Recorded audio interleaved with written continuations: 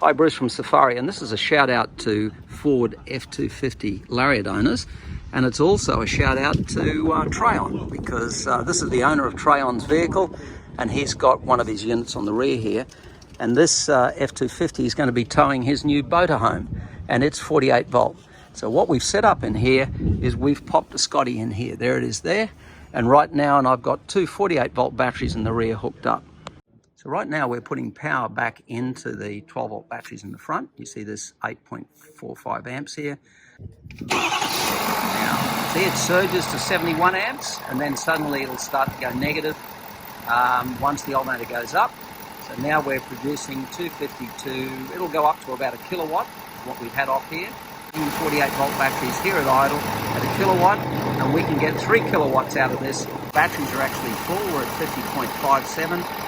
And this one's so exciting, I'm going to say, how good's that?